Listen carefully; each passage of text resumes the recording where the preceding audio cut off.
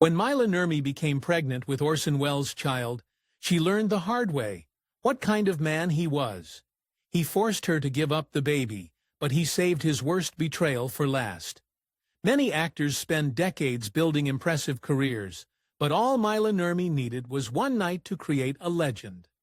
Most famous as the women behind Vampira, television's first horror host, Nurmi's life was like one long Halloween party, in the best and worst ways. The daughter of a Finnish immigrant father and a mother of Finnish descent, she dreamed of becoming an actress and had a brief career on Broadway. She was cast in the play Catherine Was Great, but was unceremoniously fired at the request of Mae West, who feared she was being upstaged. Fortunately, she managed to find success elsewhere. Before she became Vampira, Nurmi garnered some attention on a Broadway horror show. She appeared in Spook Scandals, a horror-themed midnight show on the Great White Way. She played a seductress who lay in a coffin, screamed, fainted, and lurked around a cemetery. All of these would serve as inspiration later for Nurmi's greatest creation. In 1953, she attended the costume ball that would change her life.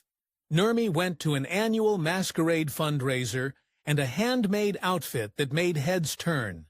She arrived in a ghostly Morticia, Adams-inspired costume that included a recycled tight black dress she cut and sewed herself, and won her first prize at the ball.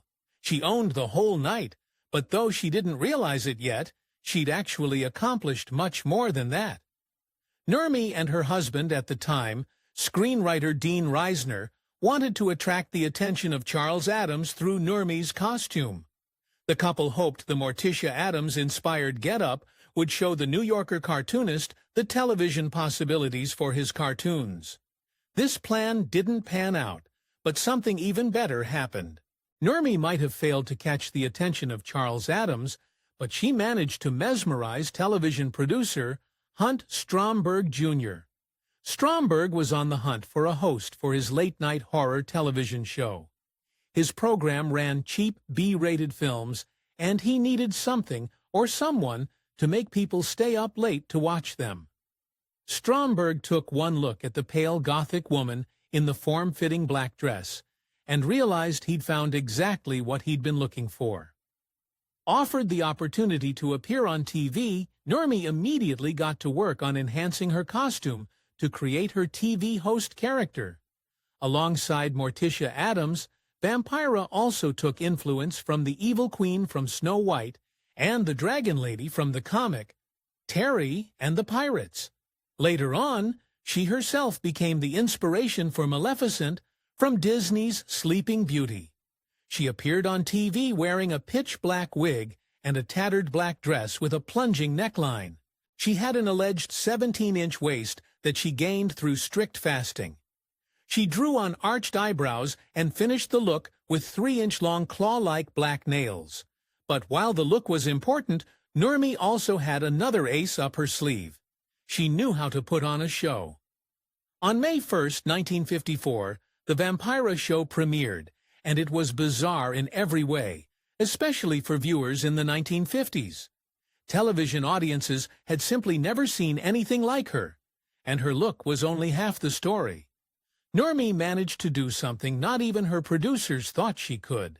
She found a way to convince viewers to sit down every night and watch some really bad horror films. Instead of pretending that the B-pictures her show played were any good, Vampira acknowledged how bad they were. She would mock and make fun of the films while introducing them on her show. That and her ghoulish sense of humor clearly struck a chord with audiences, because the Vampira show was an instant hit. Within a few weeks of being on air, Nurmi appeared in articles and photo spreads for TV Guide, Newsweek, and Life magazines. She also took a cruise around Hollywood in her Vampira costume on the back of a 1932 Packard touring car as part of a publicity stunt. With the top down, she waved to her fans and perplexed onlookers. Before long, Nurmi was rubbing shoulders with Hollywood A-listers like James Dean and Elvis Presley. But, unfortunately for her, This gothic Cinderella story didn't have the happy ending she had hoped for. Nurmi's 15 minutes of fame ended in 1955 when the station canceled her show after only a year on air because she refused to sell the rights to the character. This was only the beginning of a lifelong battle to keep and defend those rights from those who wanted Vampira's influence without caring for the women who created her. The uncanny and attractive character Nurmi created unintentionally attracted a lot of stalkers and creeps. She suffered from many terrifying incidents that left her traumatized. One time, she received a letter from a fan telling her that they were going to sacrifice a cat in her honor. Later on, the body of that cat was left on her doorstep. In 1955, shortly after the show ended, a stalker attacked Nurmi in her own apartment. The man trapped her in that horrifying situation for almost 4 hours, refusing to leave and holding her inside. Luckily, she managed to escape and get help. Later in life, Nurmi became an infamous recluse, in large part because of these harrowing encounters. But stalkers weren't her only problem. Her personal life was a total disaster, too. Nurmi's husband, Dean Reisner, full-heartedly supported her at the start of her career. But as time went on, his support dwindled. He had not only accompanied Nurmi to the costume party that changed her life, but was also the one that gave Vampira her name. But as Nurmi's popularity grew, Reisner began to change. The couple divorced around the same time as the Vampira show's cancellation. After her divorce with Reisner, Nurmi married twice in quick succession. In 1958, she married an actor called John Brinkley, divorced him in 1961, then turned around and wed Italian actor Fabrizio Mione. They ended up getting divorced too, although it's unclear when. You see, Nurmi fell almost completely off the radar after the Vampira show ended, though not before making a few, sometimes horrendous attempts at reviving her character. In 1959, Nurmi played Vampira in the sci-fi horror film Plan 9 from Outer Space. The bizarre film, written, directed, and produced by Ed Wood, featured aliens, a doomsday weapon, the undead, and, of course, Vampira. Critics dubbed the film the worst film ever made, and Nurmi agreed. The film actually gained a cult following years later at the peak of the so bad it's good cinema. But that didn't help Mila Nurmi. She was always a great craftswoman and a jack of all trades. Even with her acting career behind her, she could still use her other skills to make a living. In the 1960s, she opened her own antique shop, Vampira's Attic. She created handmade jewelry and clothing for celebrities, and even had a linoleum flooring installation business. Mila Nurmi was nothing if not resourceful, but soon the money started running out. Even after losing her own celebrity status, Nurmi retained some of her famous friends, or more like she couldn't get rid of them. In the 1970s, Nurmi was struggling financially. Fortunately, her good friend Marlon Brando helped a little by paying her phone bills. The reason why he did it, though, was a little self-serving. He was incredibly close with Nurmi, to the point that he used to climb into her apartment through the window. As for why he paid her phone bills, according to the Los Angeles Times, it was so he could call any time to discuss his favorite subject, himself. In 1981, KHJ-TV woke Vampira from her slumber for a project that aimed to revive the character for television. The station promised Nurmi an executive producer credit, but eventually she quit. They had hired Cassandra Peterson to play Vampira, a decision Nurmi was not happy with. They also did so without consulting her. With Nurmi gone, the TV station could no longer use Vampira's name. So they came up with another character, and Elvira's movie Macabre was born. Peterson played the titular horror hostess, Elvira, though she wasn't exactly creative about it. She copied Nurmi's Vampira with just enough differences to escape infringing on Nurmi's rights. Peterson's Elvira obviously imitated Vampira's puns and style. It made Nurmi absolutely furious. Nurmi claimed that Peterson copied Vampira's distinctive dark dress, horror movie props, and special personality.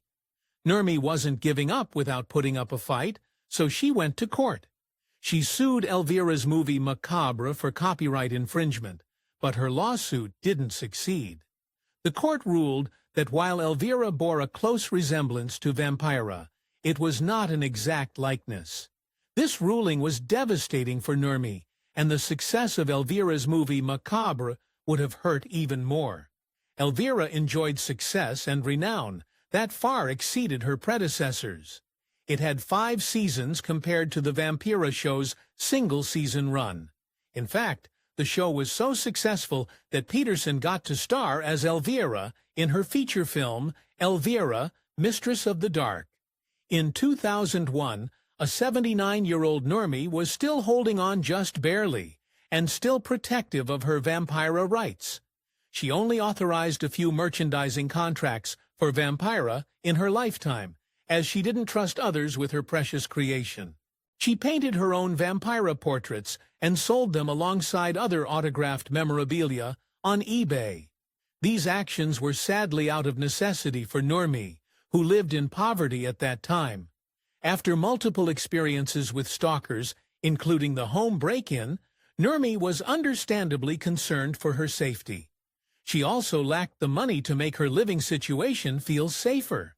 She once confessed in a conversation with filmmaker R.H. Green that she didn't envy top celebrities for their money and fame, but for their electric fences. Since she couldn't do much about the money, she hid from the outside world.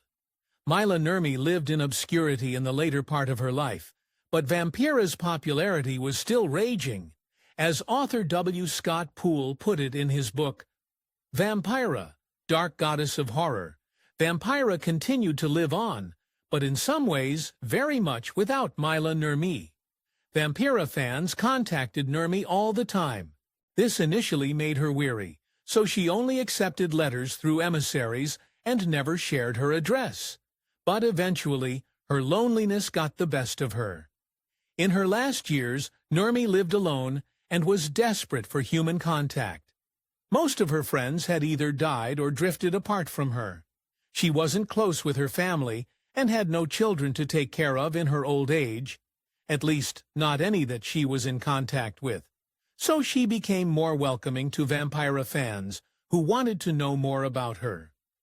She met with fans in diners and gladly shared stories from her Vampira days.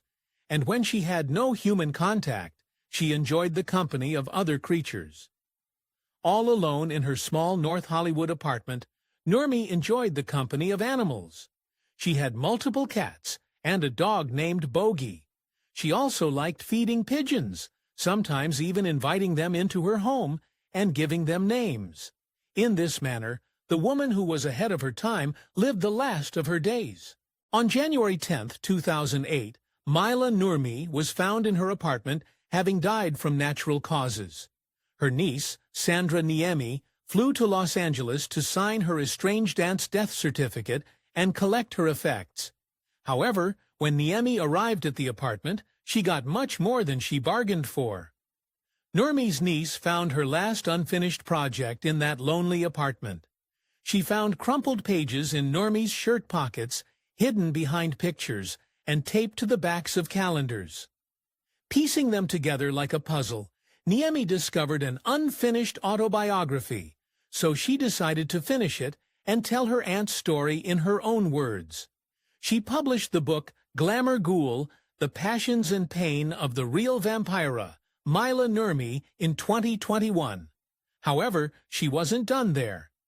After piecing together the book about the woman behind Vampira, Niemi made another big discovery. In the 1940s, Nurmi had a messy affair with actor and director Orson Welles, for whom Nurmi fell head over heels. She would travel to different cities to meet with Welles, something she claims she never did for any other man. Eventually, she even became pregnant with Welles' child. Just one problem: Welles was already married to legendary actress Rita Hayworth. After Nurmi became pregnant, Welles dumped her and left her heart broken. Devastated, Nurmi still had her unborn child to think of, and she had to make a terrible decision. After giving birth to her child, Nurmi decided to give the baby up for adoption. Years later, Nurmi's mother met Wells by chance and told him about the child. His reaction was cold. Wells apparently gave her $200 and told her to go away.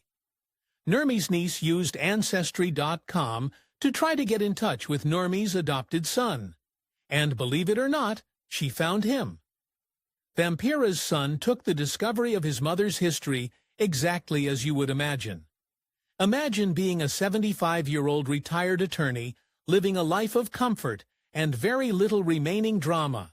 Then one day, through the magic of DNA, you find that your birth mother was a famous vampire. It was startling to say the least.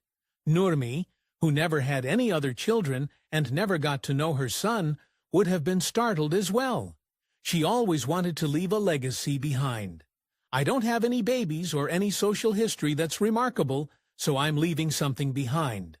When the time comes to say goodbye, I'm leaving something. If you enjoyed this video, please give it a like and subscribe for more videos.